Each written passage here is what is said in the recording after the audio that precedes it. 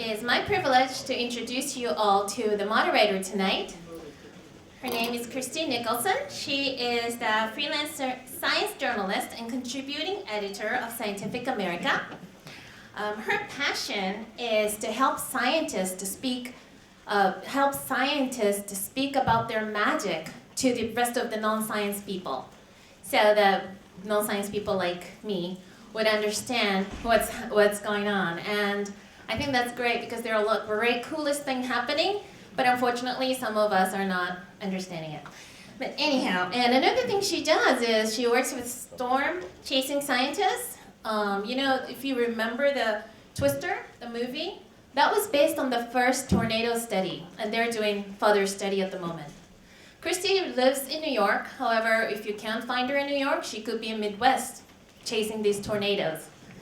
So without further ado, I would like to introduce Christy Nicholson.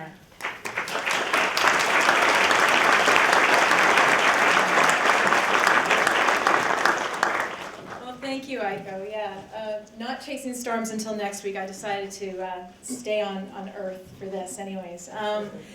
Just want to thank you all for coming, and I do want to also extend a thank you to the VLab team. Phenomenal job preparing these events monthly, and just an incredible amount of work goes into creating an esteemed panel such as this, and it's a great honor to be the moderator. We're in for an exceptionally interesting evening. It's not every Tuesday night that you get to talk about thoughts controlling machines. It certainly sounds like, I'm just going to get my presentation up. It often sounds, uh-oh. We've got, yeah, right? I did. I just had to take a moment and think for a little bit. Those neurons started firing finally. So it does sound like science fiction, right? To think about thought-controlled machines. And indeed it was science fiction. And it always never ceases to amaze me how much science fiction gets it right. 10 years back, back in the 1980s, that's when kind of the cyberpunk era came alive. And of course, The Matrix came out of that. So I'm going to start with a classic clip from The Matrix. Keanu Reeves, God knows why he became the poster child of science fiction flicks, but he did. And in this, just to give you some perspective of where we're heading, potentially, Keanu Reeves is getting information downloaded into his brain to give him a specific skill. So let's watch.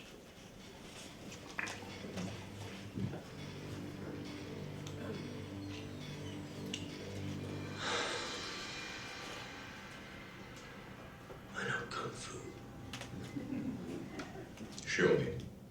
So, science, there's Morpheus telling him to show him, and he indeed does.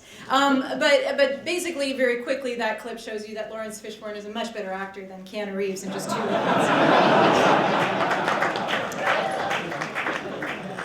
Now, I do want to make a word, though, on that point about downloading instructions into the brain. It does sound far-fetched, but there is research being done out of the University of Southern California where they've somewhat successfully implanted a memory chip in a rat's brain. This is still far off from reaching humans, but DARPA was a funder of some of that research, the military arm of the US government. And their intention, as they are mad scientists, self-admittedly at DARPA, perhaps one day to download flight instructions to an F-17 fighter jet into a soldier's brain. That is possibly the direction that some of that research could go in. We're a long way off from that, but I do want everyone to be aware that this stuff is in these minds, and of course DARPA brought us lots of things that came to fruition. But what's the reality? I mean, we're here to speak about the reality tonight and possible business opportunities that are happening today. Well, the reality is kind of crazy too. We can move inanimate objects with our minds. Robots, prosthetic arms, computer cursors, this is not a problem. Twitter, not a problem. Video games. All of you are familiar most likely with the cochlear implant, which is probably the most well-known BCI, brain-computer interface. Eventually, sight and speech. They're working on this now, and this isn't kind of an add-on. This is literally auditory and visual cortex taking in information to regain sight and speech. The other direction that we want to go in, so there's thoughts controlling machines, right? But then there's also machines analyzing thoughts, and a lot of the companies that you're going to hear from tonight work in that direction. So you have to remember it's two-directional. But how does this work? Everyone always asks me this. They're like, well, thought-controlled machines, but how does it work? Well, I want to say that it's simple, and it would be awful for me to say that, and neuroscientists would kill me, but in some ways it can be explained pretty simply. Neurons. Every thought that we have, every movement, as I move my arms, is electric, can be boiled down to tiny electrical impulses in neurons, which send, there's 100 billion neurons in the human brain, which send tiny electrical impulses throughout 100 trillion synapses. And those are where the messages and the information of everything we do, everything that you're receiving as you watch me and hear my voice speak these words, are all boiled down to tiny electrical impulses. I'm being very simplistic here, but that's pretty much it. So now, BCR researchers, very simply put, have found a way to record these electrical impulses, see a pattern, which is key and very difficult to do, and using an algorithm can turn it into something a computer can understand. So this is literally everything from rate codes, how many times a neuron fires in a specific amount of time, to the more crude methods, or methods like, well, we'll get into that. I don't want to use the word necessarily crude, but let's say distant from that. I'm going to show you a quick video of this of an invasive BCI being used in macaque monkeys. And this is out of Andy Schwartz's lab in the University of Pittsburgh, and it's probably one of the greatest progressions in the industry in the last couple of years. And I'm just going to play it. So this is our robot arm. This is our training that we go through with our monkeys as they go through and try to learn how to use this robot. So they're using brain signals, so signals from their motor cortex that we pull out of wires into our system, and our computers then decode what it is that the monkey's intending to do, and drive the endpoint of this arm forward and backward and around through space. The monkeys have brain control over this robotic arm to move it forward and grab a piece of fruit as it's presented, and then bring it back to their mouth to feed themselves. Incredible as it may seem, these monkeys learned to feed themselves with a robot arm that was being directly controlled by their brains, as if it was simply part of them. This is a biofeedback, closed-loop kind of experiment, and that there's an automatic, almost an automatic learning that's going on, where we're communicating with the animal by displaying the behavior. So if the robot arm moves or a cursor moves in virtual reality, that's information to the animal as to how well it's doing. It only gets a reward if it does this task correctly, so it wants to optimize its ability to be successful. One of the most incredible things, other than that you see a monkey in a box, is that they literally do take on these robotic arms as if there was a part of their own body. There has been some research to know that there's that kinesthetic awareness. And we get it too. When a cursor kind of goes wild on our keyboard and we're kind of wondering what's going on, can you imagine if we kind of started quickly realizing that whatever we were thinking that cursor was moving actually moved in that direction? We take on this very, very quickly, and that's partly because our brain is plastic, but because we're highly adaptive. And it's just amazing that the monkeys do start treating that arm as if it was their own. So there's three kinds of BCI that I want to describe to you relatively quickly, and then we're going to move on to hear about the companies tonight and the products and services that are amazing. The first one I want to start off is non-invasive, and this is where the commercial realm really is. And everyone's doing it, even Al and Alda.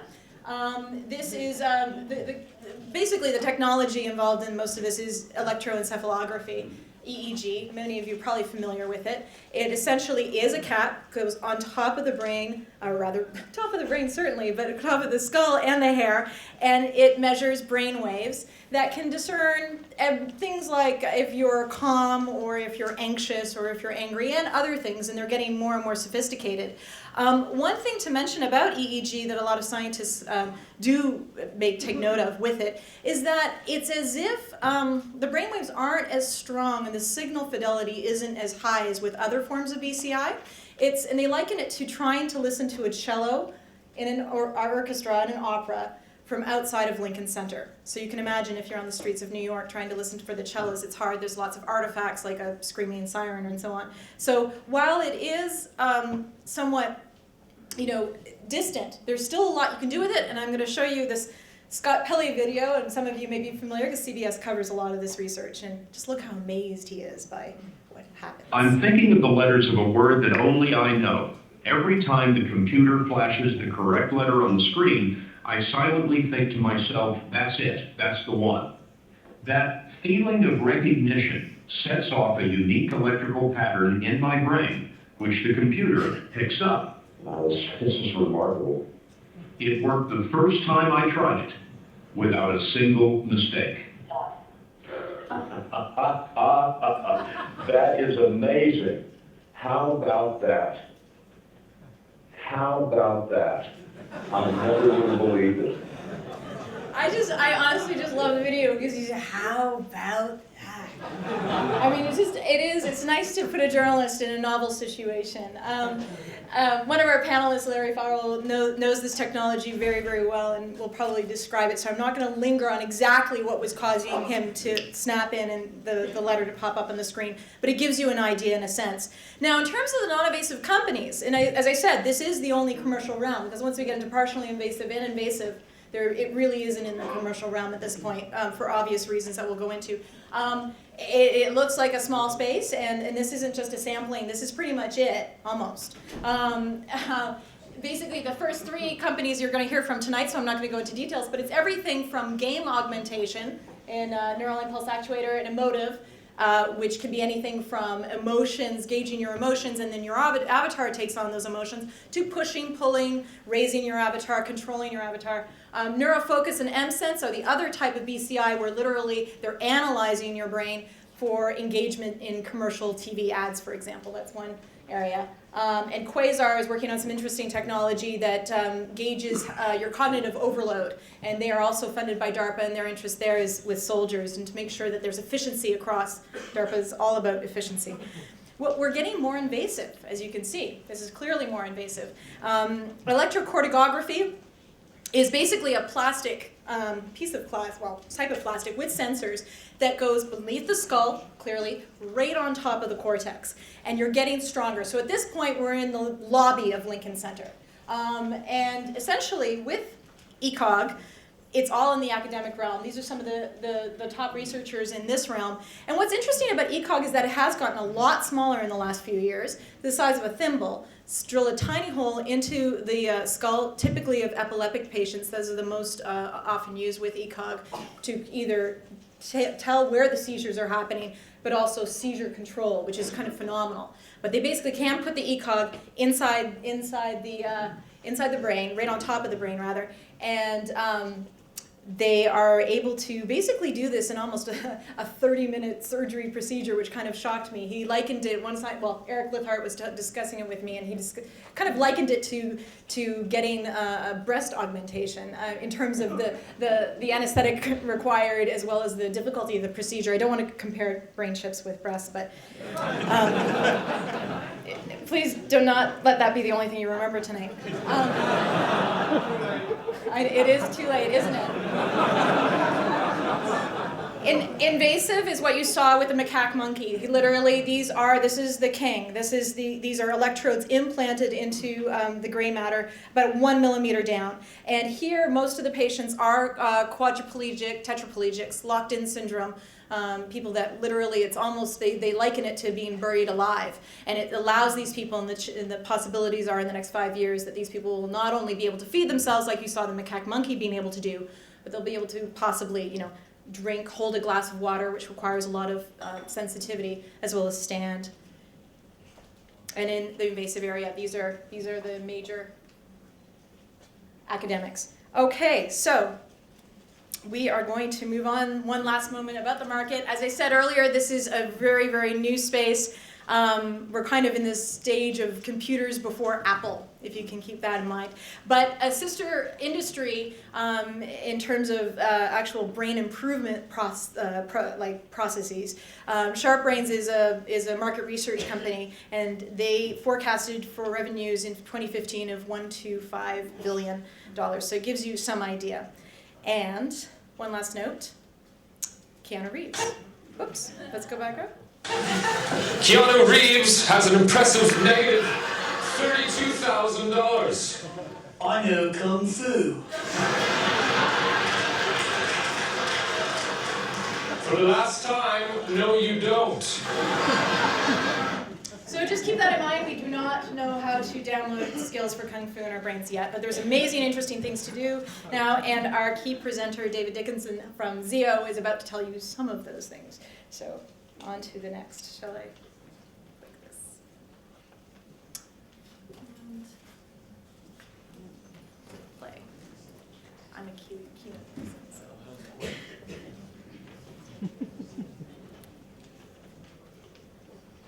How do we go to slideshow? Oh, I see it here.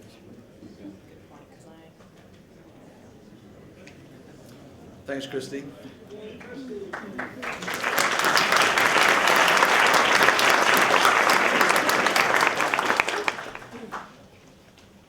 Sam and Tansy, I'll ask you to watch the clock for me so I stay on schedule.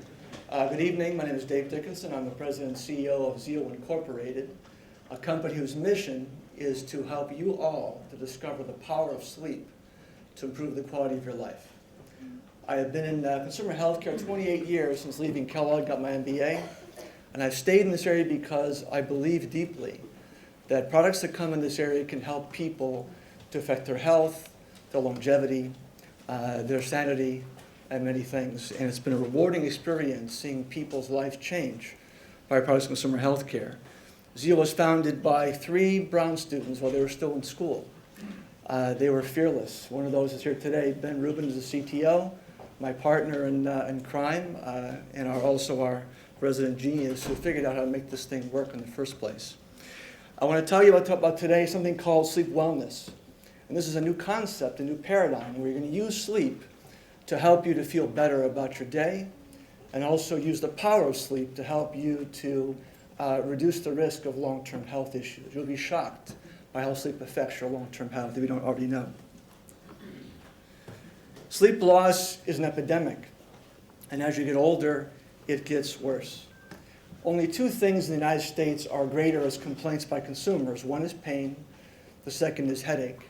If you're above 50, it's number 2. How many people in this room know somebody in the last 6 months who's had problems with their sleep? Raise your hand. And that's exactly the point. And here's the insight. People feel helpless about it. They have no idea what's going on. They can't see what's happening in the middle of the night.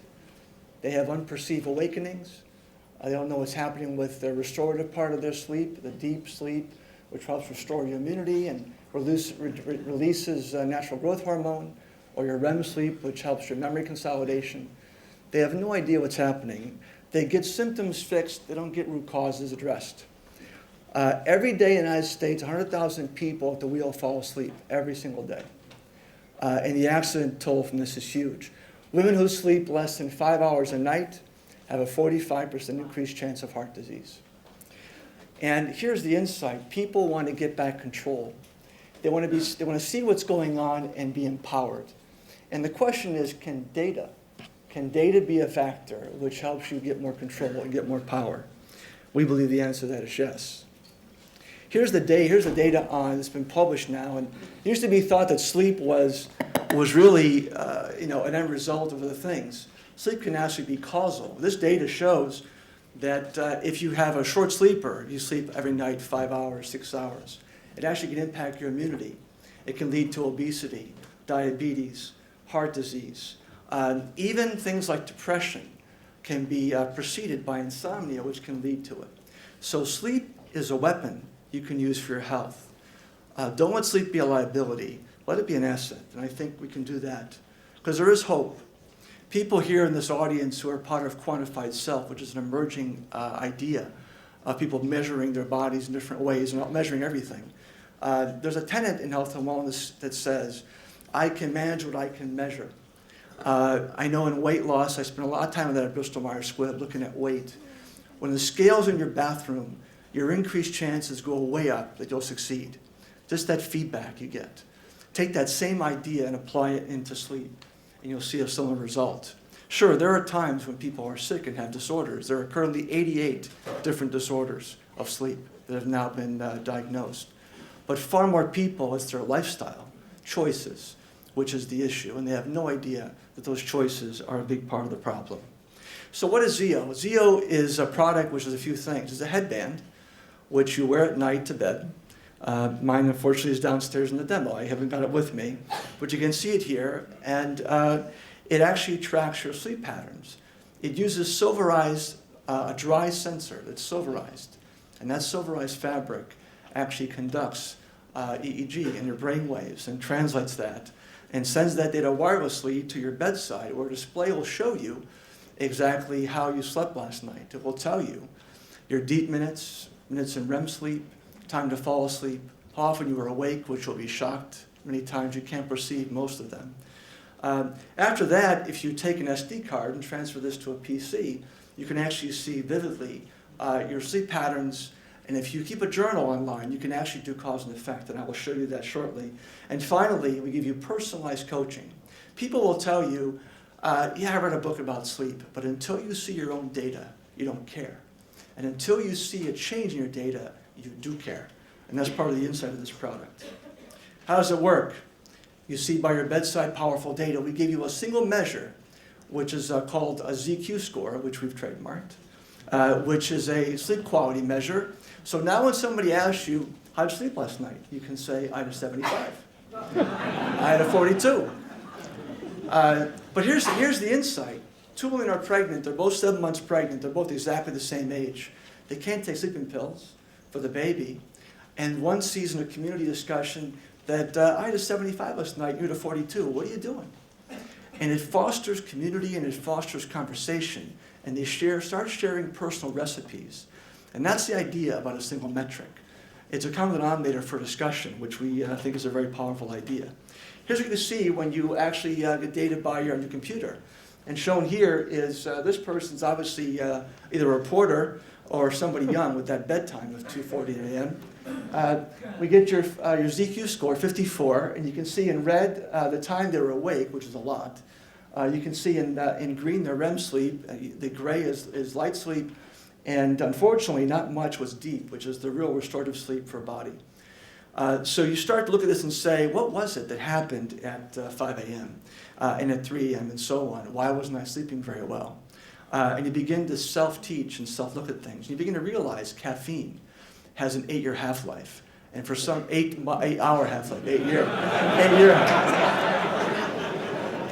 That's my problem. An 8-hour half-life for some people, and they have no clue when they see it at night. That laptop in bed, that watching TV in bed, you watch what happens. People are going to bed tired but wired, and they have no idea how bad those things are. Thank you. So this is the data you see. Your ZQ score is an algorithm which is calculated by taking your net sleep time, your time of sleep minus your awakenings. You get bonus points in our score for deep and REM. We're teaching people to strive for getting more deep and REM sleep. You know, a warm bath actually can work. Your body temperature drops a few degrees. That's a signal of actually to sleep more. People don't realize these wives' tales actually are legit. And you can see the data and see the results, because most of us don't sleep very well because of our lifestyle, not because of a sickness. And you also get deductions for being awake. So we teach you more of the good, less of the bad. And you every night have a chance to get 5-6 chances for positive reinforcement. It's a very important thing. And if you also keep a journal, this person was tracking bedroom light, which is subjective, and they were using darkening shades or a face mask or nothing. And they saw a direct correlation between their ZQ score combined with bedroom light. Your body wants to wake up when it sees light. And if you block it, it'll be less so. You are meant to sleep in a cave. Temperature, 67 degrees. Dark and quiet. If you don't have that, good luck for sleeping very well in the night. As a business, we launched this business in June. We did an event in New York with a press conference. PR is a very important part of a new business, which I'll tell you about later on. The holiday was wonderful. Amazon sells Zio as well as myzio.com. We now have, after only 10 months, already the largest in-home sleep database of sleep phases in the world after 10 months. Because who else has that deep and REM data but us? Nobody. We've had tons of press. Today's Show, Good Morning America. That wasn't easy to do, but it tells you about sleep, how important it is. It's a tremendous application of this BCI platform. And we're currently in test market with infomercials and so on. So I wanted to share with you some lessons of what it's like to be in a startup. Even though I've been in business a long time, I can tell you that anybody in this room who's young and starting out, we're exactly the same, you and I, today. Because in a startup, you're young. You face the same kind of risks. Experience helps, but there's always that roller coaster and that fear you won't live for tomorrow. Here are some lessons I'll tell you about that we've learned. Innovation is tough. Innovation's tough. Innovation is not new features. This isn't about technology. It's about psychology. It's about meeting people's needs. If you want to do a new business, find out what your customers need. Your job is to solve problems of people, not to create new things that you think is a wonderful invention. No, you will fail. You will not get funded. Your job is to create solutions to problems. And if technology can be that solution, then so be it. And we think that in our situation, that our technology actually is a solution to a problem. We're unveiling to people what's happened, with their sleep. Now, how to get there? Here's the paradigm shift. Sleep scientists told Ben and his co-founders, it's not possible to have a soft, comfortable headband that could read your brain waves and get sleep phases. Not possible. Why is that? Because their paradigm was medical device to do diagnosis. We don't do diagnosis. We educate people and motivate them to sleep. We show them what's going on. We don't diagnose them. And in that paradigm, the accuracy you need is more blunt. It's about phases. How much last night deep REM I had, how much awakenings. That's what's important. It isn't about 30 seconds, it's about 5 minutes and 2 minutes. So that paradigm was good. These guys tried Adidas sweatbands with Altoid tints as the first product. Very, very cute. Kind of like these right here with these.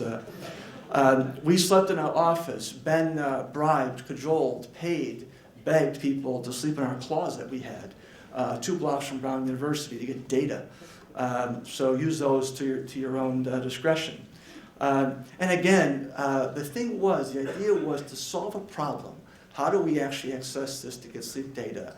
And when they were told no, then our response was, you don't understand. We will definitely figure this out. It can be done. It's a different paradigm. And the key thing is to find the all-important sleep spindle. That was the key. Once we saw the sleep spindle, we knew we were being successful. That's hard to get, and we achieved that with our technology. After 4 years, 60 kinds of headbands, and sleeping nights as opposed to sleepless nights, we had success. We have now published 10 abstracts. We have a tremendous science advisory board, and we are now extremely accurate in this published work of assessing people's sleep phases. And that's with a dry fabric sensor that was not supposed to work. Business model, beware. Test, test, retest. VCs invest in business models. They don't invest just in technology. They invest in a business opportunity. So how you make money is what matters to people that invest in companies, be it angel investors or be it professional investors and VCs. So our thought at launch was, let's take all this good stuff, the headband, the display by bedside, the online sleep tools, and even personalized email-guided coaching. Put it in a big package and it's $400 and sell it. And people bought it, but it wasn't as much as they wanted something else. They wanted choice. Some folks wanted to have just the left side, the right side. So we learned the hard way, and 4 months later, we ended up changing our paradigm to charging less for the device and then so much a month. And this model will change again, because if we get more data and get more people using the product, we'll learn new things and new ways to make money and commercialize. Business models are important. Do not treat them lightly. Finally, as a lesson, how do you get advantage versus competition? Most folks would say, simple, get a patent. No, it's a layer cake. You have to have layers of protection against your competition. First of all, create a great product that people realize has distinctive competencies that nothing else can do. That's the best place to start. Second is interface. Do not forget, be it a customer or a consumer, it's really important that things are easy to use, understood. The more you're for a consumer, the more it's got to be simple. This is a complex product, our product, and yet we worked very hard on interface. Patents are important. All kinds of patents. Utility patents, design patents are important. But get the right lawyer. They can really screw it up. And I will tell you that the first lawyer we had didn't do a very good job. And we had to go to somebody else later and do the whole thing over again because it wasn't done right.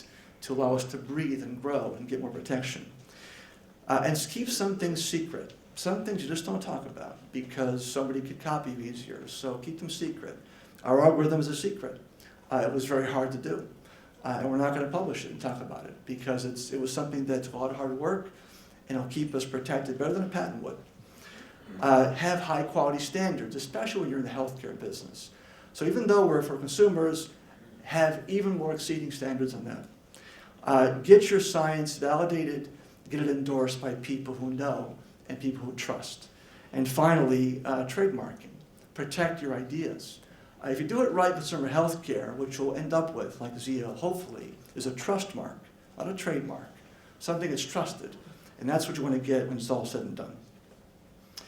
This is our team. You can see that a lot of our team is younger than me.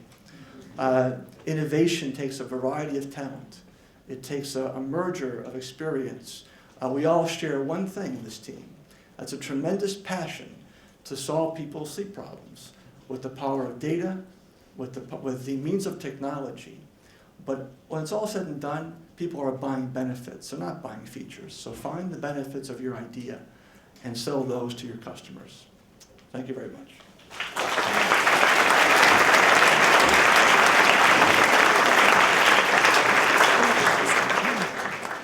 Thank you, Dave. So first, I just wanted to go across the panel. We'll start at Larry and then go this way. And just introduce yourselves, your name, and then briefly, within 60 seconds, talk about your product, service, company. I'm Larry Farwell. I'm a neuroscientist. I invented brain fingerprinting, which is a technique for detecting concealed information in the brain, so you can tell who's an FBI agent or not, who's a trained terrorist or not, who's at a murder scene or not. I recently, just recently, another thing we did is was issued a patent for a technique for detecting Alzheimer's early by detecting how well the brain is functioning. And that mental prosthesis, that brain-computer interface using letters, that I actually developed the first one of those in 1984. And that has come a long ways. We still have a ways to go before you can think something and make great things happen, but I think we're on that path, and quite a number of people are on that path. Most of what my company does, Brain Fingerprinting Laboratories, Inc., is forensic science, and we work with federal agencies, governments, and private individuals. And I'm delighted to be here. Great.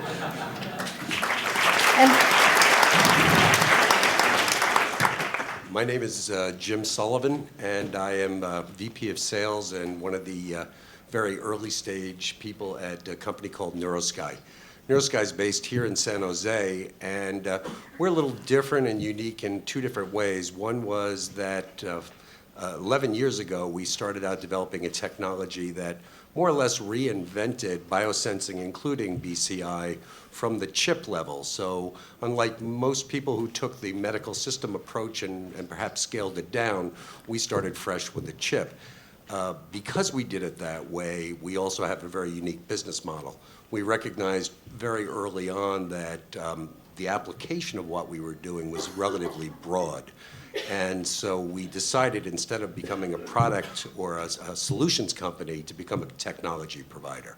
So we provide technology across the board to a number of companies in various areas, including games and toys. I think some of you saw the Mattel MindFlex and the Force Trainer, education, research, safety, and wellness and medical. So we engage across the board with players in those areas who know their space, who know their products, who know what they want to accomplish, and we provide them with either a chip or a board level or even a system level solution to help match their needs. Really our guiding light in doing this is to have the technology be accessible, to have it be non-invasive and non-intimidating. It needs to be mobile, and it needs to be very, very cost effective. So in fact, those are the things that we've been able to accomplish thus far, and we continue to enjoy success in doing those things. And I too am happy to be here. And I want to thank the people who are still wearing their hats, because it really makes it a lot easier on us panelists up here to be able to look at it. Great. Thank you so much.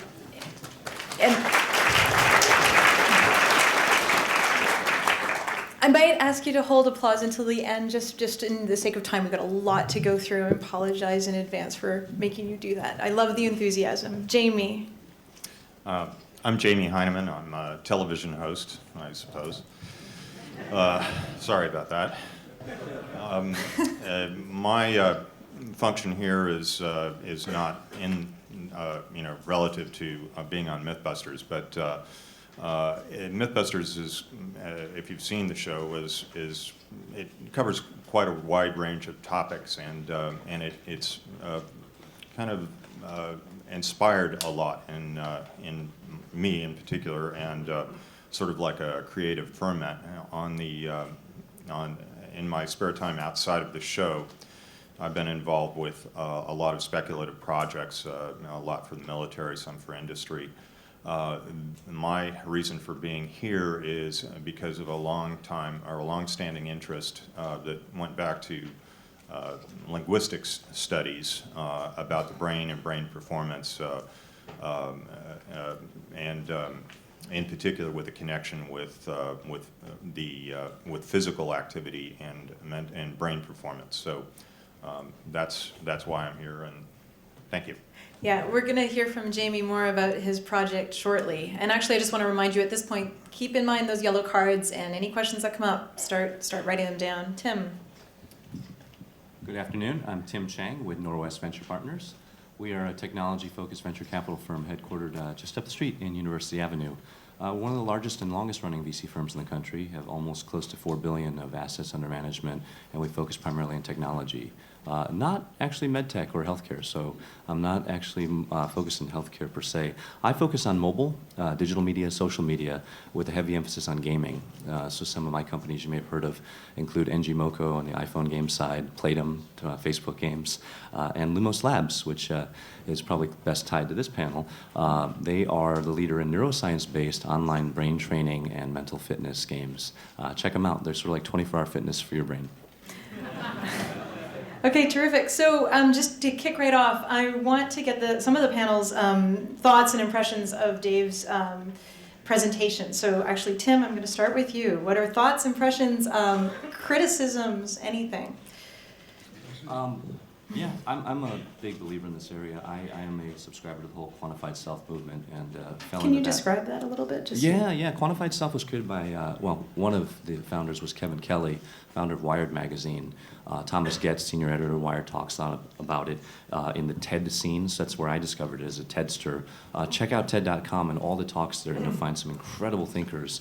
The notion is that it is data that will change human behavior in all the areas we need them to, and that data with the right mechanics will get people to be aware of what they do and then change their behavior. The way I view it is pretty simple. Advances in sensor technology, wireless connectivity, and cloud-based data processing creates this data that's pervasive about what you do, the way you think, your heart rate works, all these things, right? When you combine that with game mechanics and social media mechanics, you can create engagement around that data, awareness of that data, and ultimately behavior change in consumers. And in my opinion, that's the only way we're going to get out of this healthcare mess that we're in today, is through that data.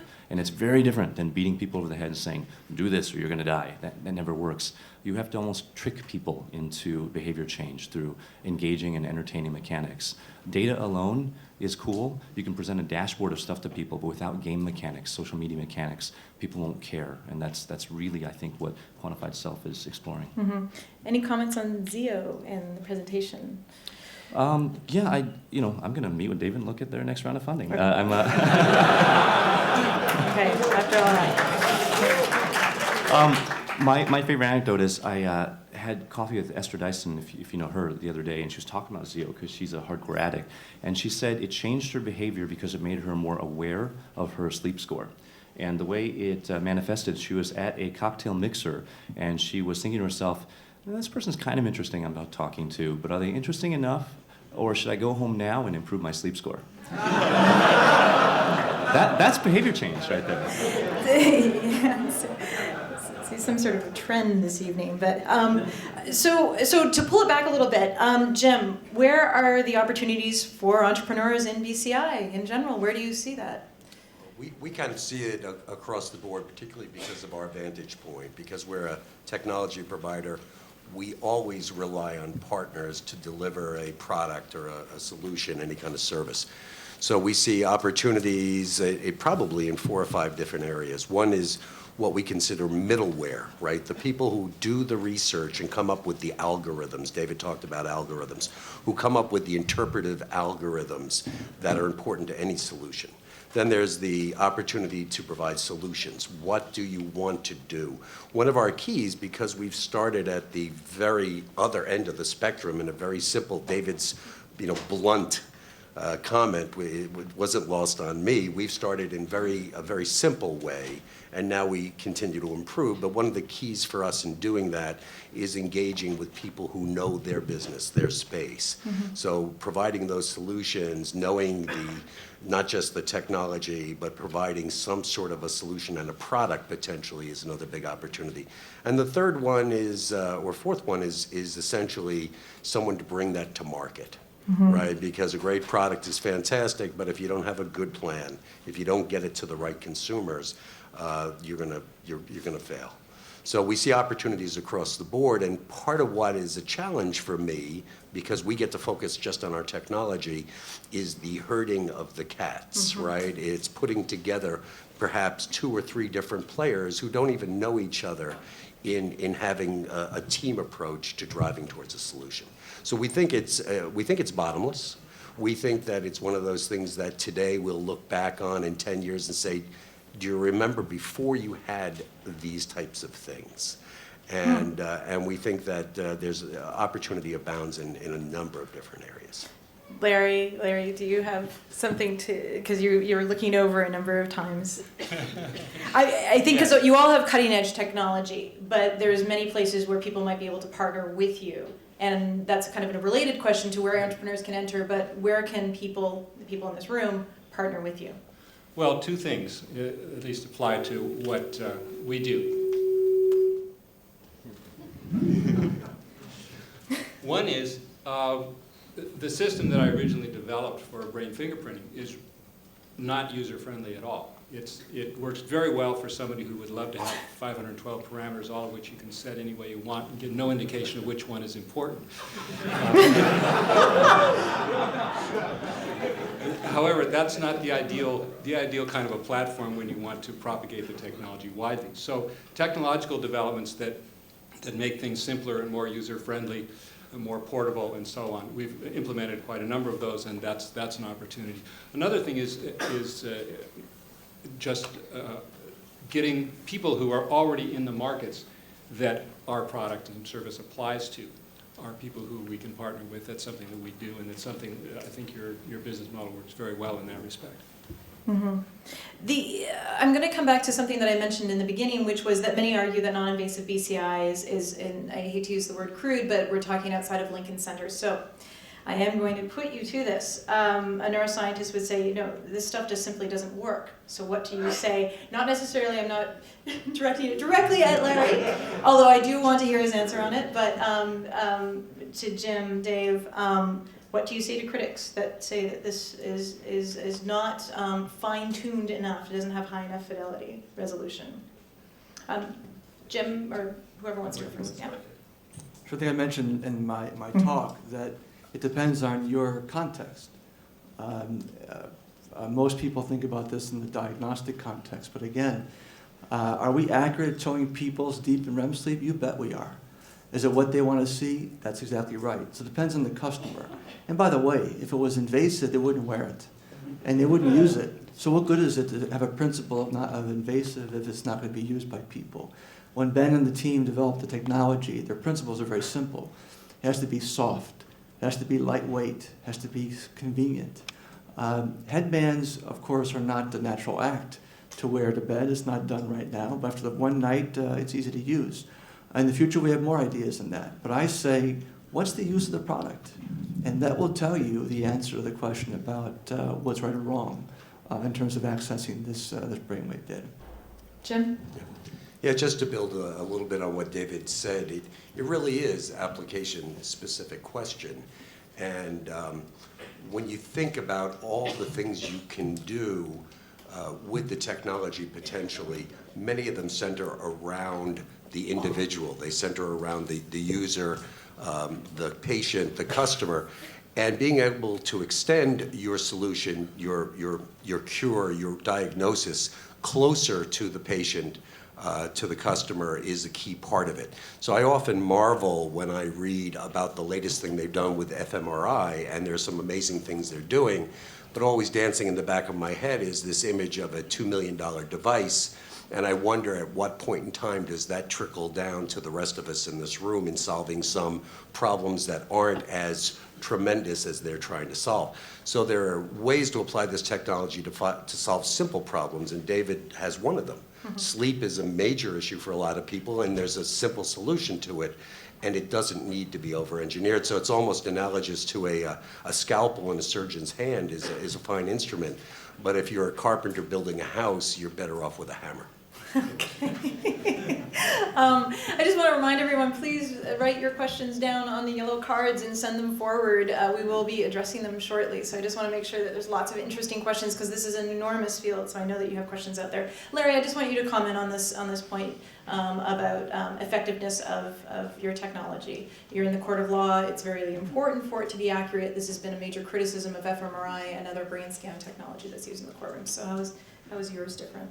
Well, the reason brain fingerprinting was ruled admissible in court as it was is because we had experts testifying on both sides over a period of several days and thousands of pages of supporting evidence that basically presented the fact that we can, with a very high accuracy, very near 100% accuracy, detect whether a person has specific information stored in his brain or not. So if someone says that's not accurate enough, I'd say just read the scientific literature. The fact is, it is. Now, I agree with what both Jim and Dave said, that it depends also on the market. If we're trying to detect Alzheimer's early, we don't have to have that. Nobody's life depends on it quite so directly and immediately. We don't have to have absolutely perfect results and an extremely high confidence that either this person is an Al-Qaeda trained terrorist or is not, for example. If you have an indication, if you have an 80% chance that this person is is in early stage Alzheimer's, that's very useful information. In advertising, evaluating the impact of ads on people's brains, on what people notice, pay attention to, and retain, the bar is even lower scientifically. I mean, if we can have a 60, 70% confidence that this is better than that, that's better than not having it. So it depends on the application. Good enough depends on the application. In the applications where it's important to be very, very, very good and very accurate, and non-invasive technologies, at least in the cases I'm familiar with, have done that. Tim, I do want to get your opinion on this, though. I mean, is it really just about, does application sell it enough in your mind? Or, is it important to also understand how outsiders can tell if this is legitimate or not? I mean, we're dealing with a very, very difficult technology if you're not with a neuroscientist to understand it, or if you can't understand scientific literature. So, looking at marketability versus efficacy are two totally different things. And it depends on what the customer wants. And if there's one thing I find is that customers want to satisfy a certain need, and sometimes they kind of don't care if it works. If they think it works, that perception is sometimes good enough. And I don't mean that to be selling snake oil. What I'm talking about, though, is that you could spend your last dollar in R&D trying to prove without a doubt that that system is, efficable and everything else, but that might not be needed. We're talking about blunt versus granular data, and I'll give an example. The Fitbit was released. It's basically a cloud-connected pedometer. It's not perfectly accurate for your caloric burn, but it's a rough enough proxy. And the point is, people love learning that data about themselves. So what are people really buying? Knowledge about themselves. They're buying some comfort, a degree of control over their life. And maybe that is really the product that you're selling as opposed to absolutely scientifically endorsed, 100%, efficacy solutions. Okay, great. Just one question for Dave. With BCI entering the market, who might be the biggest losers? And I say that plural. The biggest losers of what? Biggest losers in the market. Whether does BCI have a chance of ever kind of pushing out another industry or giving it some sort of threat? How about sleeping pills? 57 million prescription pills a year. The biggest growth index right now is working females and teenagers. And I think that it'd be great to find a way to change that and alter that state a little bit. Any other, Jim, did you have a comment in terms of who might be? To follow along the theme, and it's never 100% universal, but Ritalin could be another candidate. Ritalin, okay. Larry, anything? Well, with the ability to accurately determine who's a criminal or a terrorist, criminals and terrorists are going to be big losers.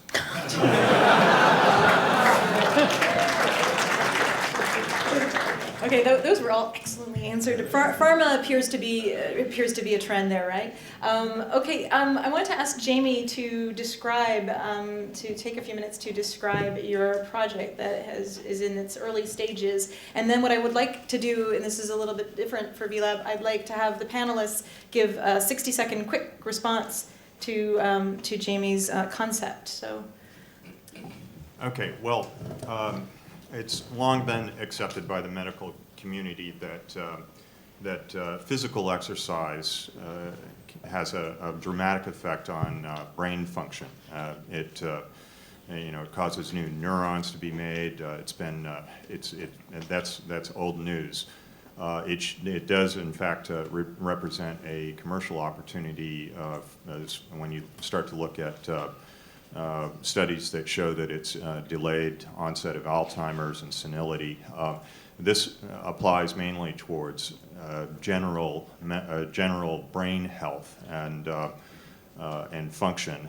And my particular interest actually is on something that I've not actually seen anything in the literature about, and that is concurrent physical activity and brain function.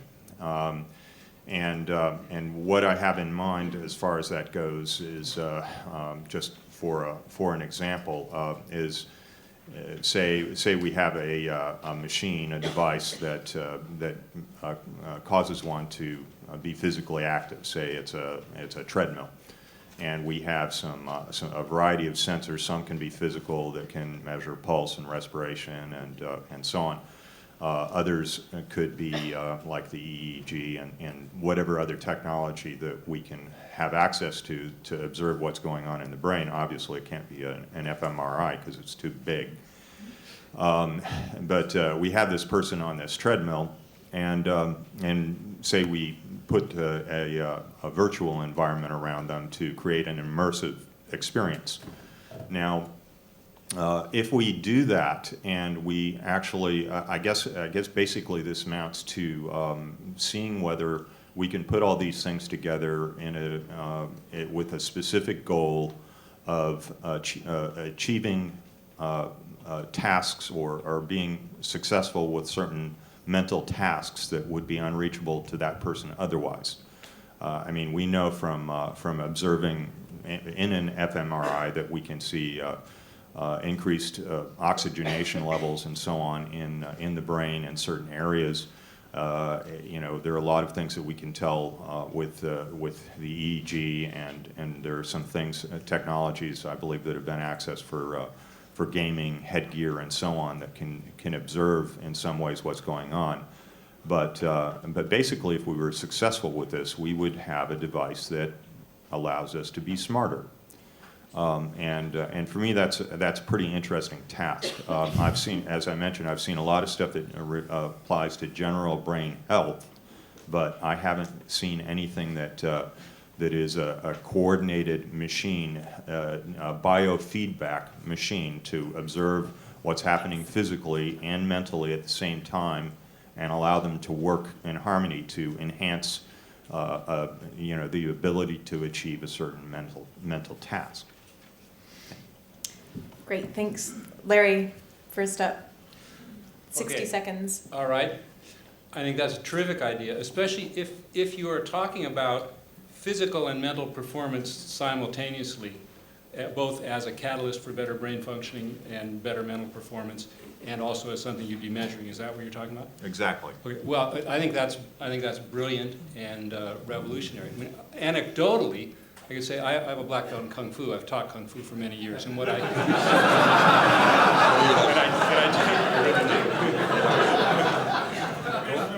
go on my website. You can see a video.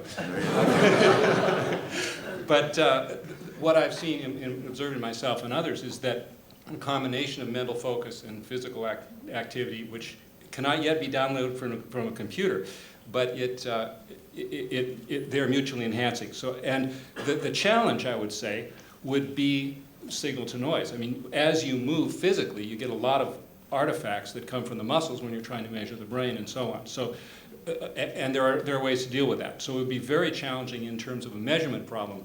In terms of the ultimate benefit, I think it'd be worth the challenge.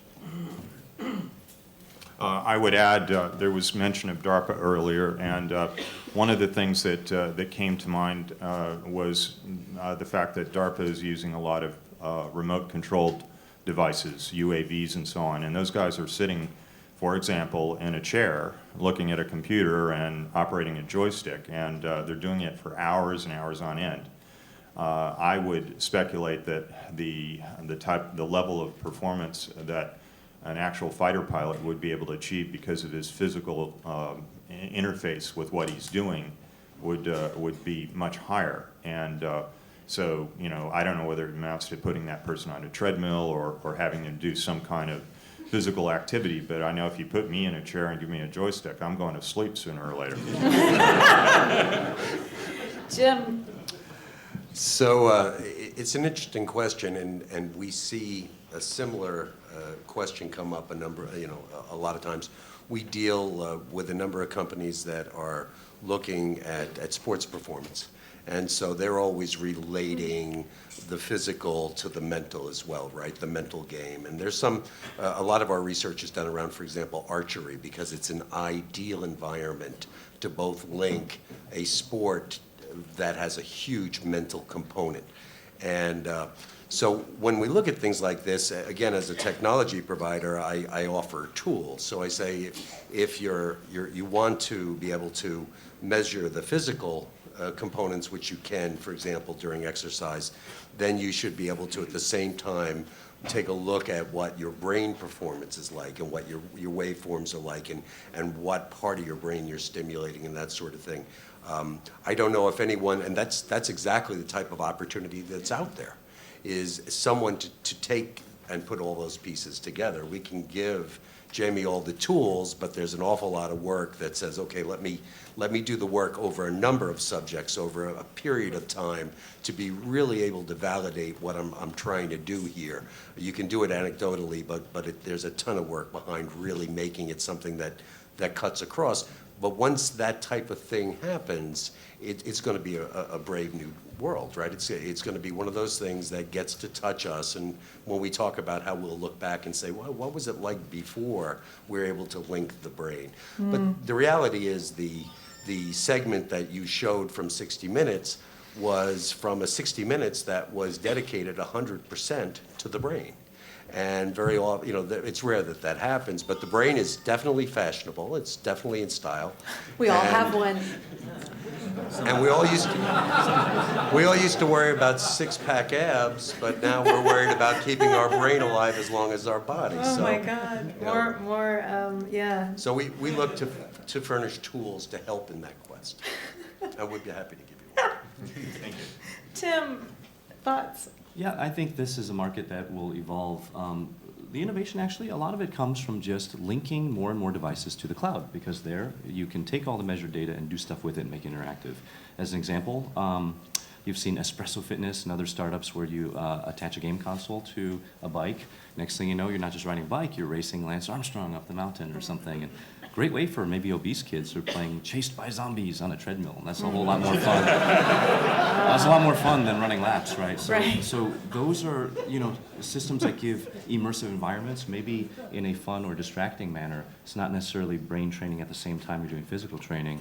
For me personally, I find it's kind of hard to do both at the same time. I remember running pretty fast on treadmill and trying to read.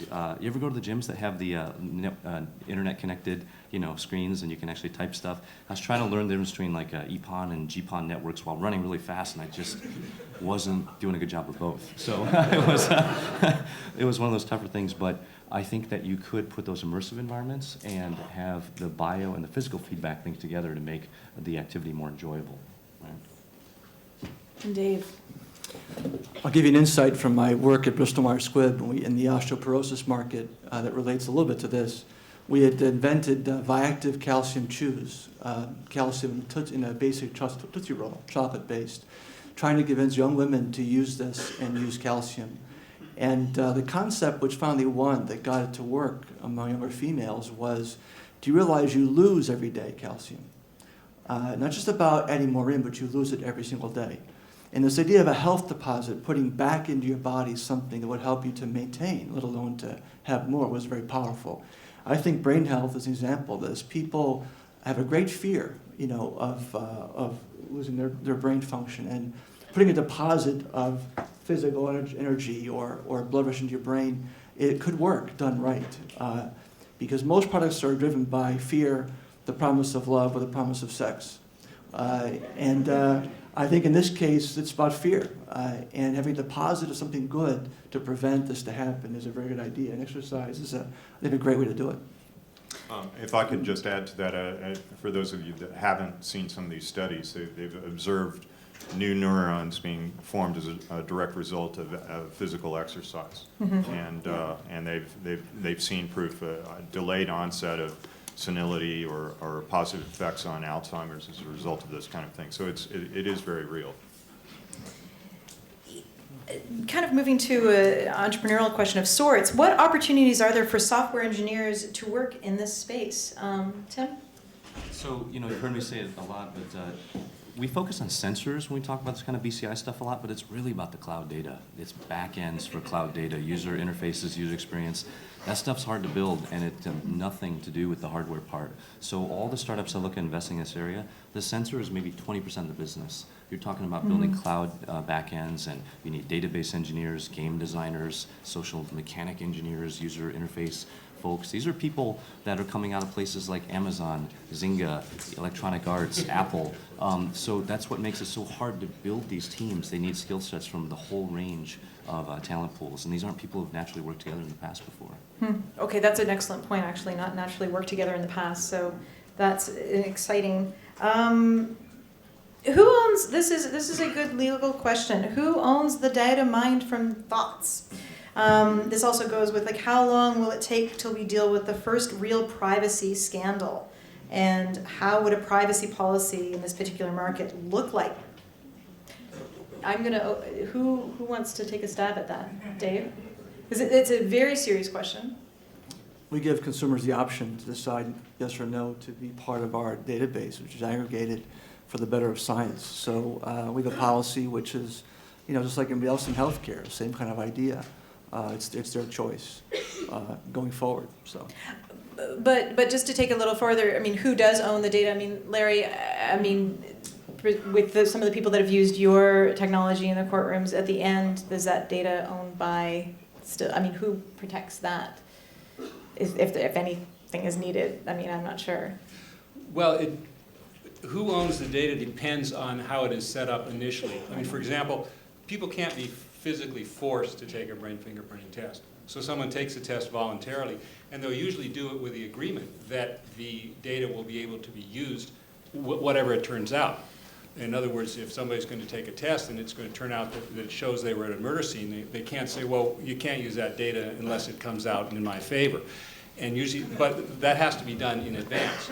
So there are agreements in place among all the interested parties before we actually implement the procedure as to how the data can be used. Mm-hmm. Tim? So the real answer is the consumer should own their data, but the business answer is that metadata is even more valuable. So let me give you an example. You guys familiar with Navtech? They drove tons of cars around and mapped out all the roads everywhere, and they own a proprietary map database. It's irreplicable and incredibly valuable, which is why Nokia bought them for billions. Imagine I had a sensor that you wore, and the application was mood tracker, and all it did was track your mood, and you tag how you felt. And in the background, I quietly built the world's biggest index of sort of brain profiles for any given mood, activity, action. That would be the next Google, if you will, of these sort of profiles. Who owns that? Not sure. I can make a lot of money off it, though. Here's a bit of a story. I'm a physician, and one of the challenges we face is getting physicians to wash their hands, believe it or not. In fact, MD compliance rate, you've got to wonder where this is going in terms of BCI. MD compliance rate with hand washing before and after seeing patients is only 50%. How can BCI technology be used to change physician hand washing behavior? Dave. Oh, wow. Well, yeah. Doctors don't sleep very well. I'd say get better sleep and remember to wash your hands.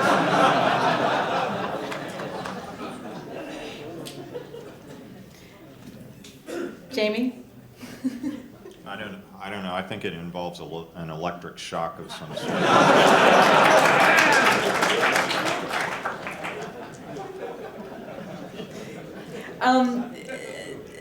Okay, we're gonna go to the other realm of, now it's serious. So Dr. Farwell, how long before an early detection device for Alzheimer's hits the market?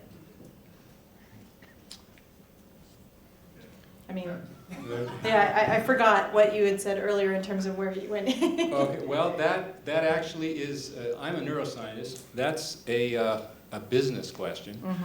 Mm-hmm. I just got issued a patent in such a technology, so we can do it. It will take, well, first stage of doing it probably will be partnering with pharmas in evaluating the effectiveness of their drugs. Because one of the big problems is you give somebody a drug, and then you say, okay, well, last month grandma only got lost 3 times, and the month before she got lost 4 times, maybe it's working. Mm-hmm. Or she fills out a questionnaire and now she remembers her address and she didn't. Maybe it's working, maybe it's not. When you directly measure the brain functioning, you can find out very quickly, okay, is the brain actually functioning better? Is it processing information more quickly? Mm-hmm. So the technology is there. Now, getting that out into the market is, my guess is it'll probably take 3 years and a whole lot of money. Mm-hmm. Okay. Yeah, Tim, did you? I have Yep, go ahead. So on that very topic, it really becomes the question is what's the market? So that's kind of Larry's point.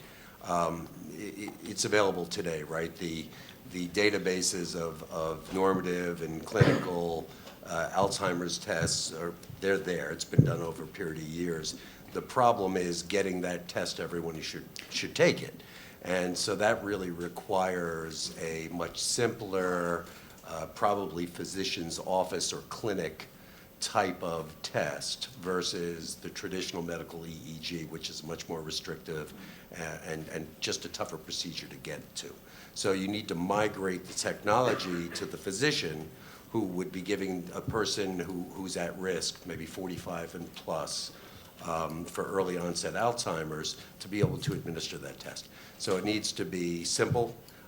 Even with a traditional EEG today, the normal physician has no clue of where to place sensors and things like that. Mm-hmm. So you need to, those are the pieces that have to be pulled together. All the technologies exist today, as Larry said. It's really pulling those pieces together. I agree with Jim, and putting it in the primary care physician's office in a way that's economically viable for them and technologically tractable for them is extremely important. I mean, that's the missing link. One study that I read said that in 97% of cases, in the initial visit to a primary care physician, Alzheimer's was either misdiagnosed or not diagnosed.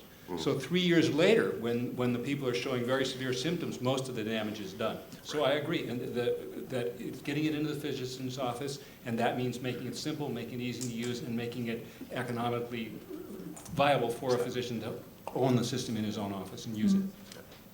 I'll take an alternative crack at it. I think the tools exist today, and it should have hopefully nothing to do with physicians' offices in the future. Let's say you take a 23andMe test and you find that you have indicators for such, and then at that point you start tracking your brain performance with things like Illumos Labs or whatever have you every month, every year for the rest of your life. I think if you have long-term data patterns you track, pattern shifts can be more clearly seen with constant collection of data as opposed to spot checks. It's almost like the difference between derivatives and integrals, right? One point in time versus data collected over lots of points of time. The more consistently you track data, the more you can see patterns early on. And by the way, that's the Mayo Clinic's credo. They talk about how do you shift from health instead of health care. Health care is about hitting doctors' offices when something's wrong and doing tests when it's too late. Health is about thinking about this sort of wellness or data all the time, and that constant collection of it prevents things way before you're a patient. Mm-hmm. So who would own the system? An individual would have this in their home, or how Again, would it work? the future of all this is consumers taking control of their own health, wellness, whatever data, and then tracking that. I mean, Google will say we'll provide you Google Health, and then Microsoft will say we'll provide you the Health Vault. Those are just storage systems, again, in the network. It's the activities you do, the sensors you use, the tracking you yourself, I think, would do over time to take control of that. So we would make a system that was simple enough and inexpensive enough that people could own one in their own home, and their data could be both mined and used as part of the global data set, and also their diagnostics could be done interactively. But you're saying the consumer would own it. Yeah, yeah. And It'd again, have to be inexpensive, and even more inexpensive and simple than Jim and I were talking about. right, but right. it And could the happen. argument I was making is even if there were no sensor, no reader that you wore, but that you just took, these mental, fitness games or whatever, that's a real blunt instrument. But if you did that all the time, the patterns you'd see over time may reveal things over a longer period of time rather than spot checks. Yeah. I just wanted to say also, I mean, this becomes a tremendous commercial opportunity when you consider an aging population. So Yeah. Oh, it's Yeah. It's I mean, Tim's point is well taken. However, if you look back to something David said earlier, it was the scale in the bathroom, right? You can embark on a regimen of taking care of yourself, of exercising, of dieting, eating right, and you'll drive your weight down. But having that scale to measure your progress becomes a big element. So in Tim's world, and I agree, Lumos has some fantastic programs, but for an actual program that you interact to indicate something like early onset Alzheimer's actually indicates a symptom. So once a program that you're interacting with, you might see early symptoms, but I think what Larry and I are talking about is being able to look at EEG data and start to see markers maybe 10 years before any symptoms occur. Right. When you really have a chance to Do head it something off. about it. So I think it's in conjunction. I think both things played together become part of that solution. Other than personal health and replacing the mouse and lie detection, and all of those things, what else can BCI do? So this is an imagination question in terms of what are their opportunities in terms of the audience, even in members in the audience, trying to think of opportunities in the BCI realm, thinking out of the box a bit here. I certainly know of certain studies that they've shown that sharpshooters, I shouldn't say sharpshooters in the military DARPA uses EEG headsets to allow them to calm down. Again, that might fall in the realm of personal health, but that's one area. And then, of course, truck drivers are using it to stay alert. Any other, think outside the box. Well, this is something I've done some research on. Other people have done more. But, for example, you have a pilot, and he is handling all of the incoming data. He's flying his airplane effectively. Things are getting tougher and tougher and tougher. At some point, he's no longer effectively responding to, perceiving, and handling the incoming data. It's coming in too fast. Plane is still fine, pilot's still fine. He's no longer handling the incoming data. A short time later, maybe it's a second, maybe it's 3 seconds, you have a catastrophic performance failure, and he crashes the plane. That gives us a window where if we could get a good vision, good data on what is happening in the brain, at the point where he ceases to function properly, either a computer could take over, or if things were really bad, he could be ejected, or something could be done. But the point is that in evaluating performance in real time, in situations where time is critical and where where high performance is critical and where time is critical. Okay. I'm going to go way out on a limb here. This is a really kooky one, but some of you in the audience, I recognize you from Singularity Institute and whatnot, so if you're a big fan of that, I think BCI is a key catalyst in that whole singularity thing, and I will go as far as imagine, let's think 50, 100 years out, the destiny of humankind is to transcend our hardware-bound meat space existence and eventually become more and more like pure software data. Once you can figure out this brain-body interface, it's really essentially you're just decoding an I/O bus from the brain, which is a massively complex signal processor and state machine, into this input-output sort of wiring harness. And if you can figure that out, all possibilities then are open. So I'm going to give one more question to Dave, and then I'm going to go into a lightning round.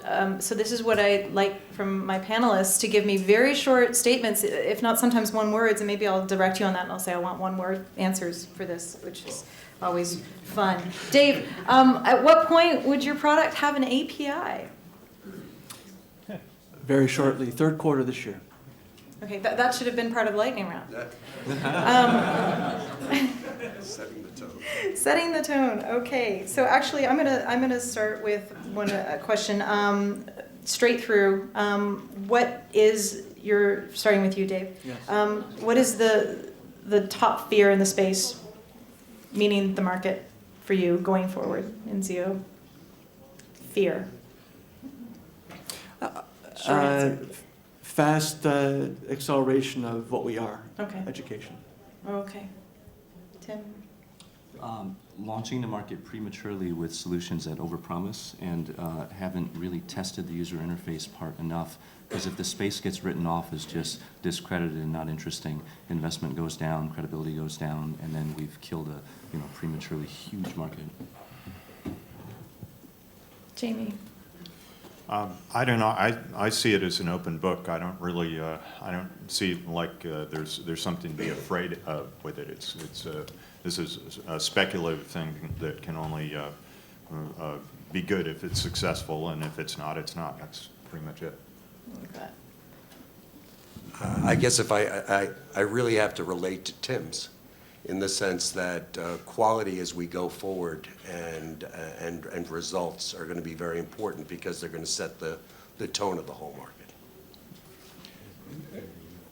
I'm not sure I'd call it a fear, but I guess I would say ignorance and disbelief in something which is new. When something is brand new and requires people to think about things in a whole different way, some people will dismiss it out of hand without beginning to think about it, without looking at the evidence. So the way to overcome that is, of course, with education and with practical demonstrations. Okay, in what form do you foresee BCI first being used by the general population for interactions with their PCs, cell phones, etc.? What form would that take? I don't even know how I'd answer that question. Sleep. Yes. A Nintendo Wii hit game called Meditation Hero. Oh, okay, there we go. Cool. Jamie.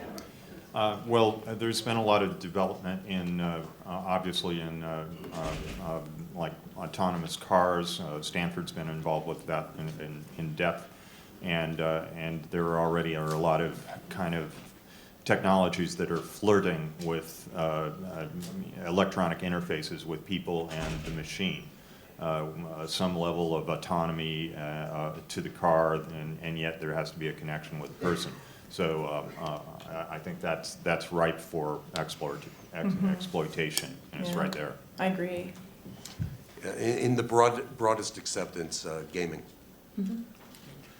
I agree, gaming. It's not only how you respond with your thumbs, but how you respond with your brain to events that either are created by a competitive gamer or created by the game. That could be tracked, and the accuracy wouldn't have to be super in order for it to work very well and be fun. No, no. I was just waving to my friend in the front row there, but I think that it's an enriched experience, certainly with gaming, because there's a lot more that we can do other than moving with just our hands. Sometimes I'd say, why do we want to? But last question, very quick. If you can give quick advice to the audience, what message would you have for other entrepreneurs trying to or thinking about entering the space? The first thing that they should be keeping in mind, if you can get it down to 2 words, it'd be great. But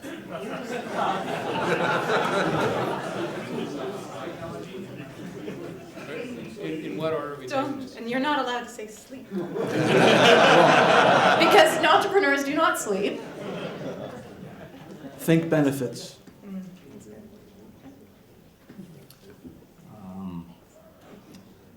Smartphone apps. That would be the way I'd like to see this come to market. Try it on yourself. Call me in the morning. Don't give up, and don't let the bozos get you down. Oh, that's great. Thank you so much.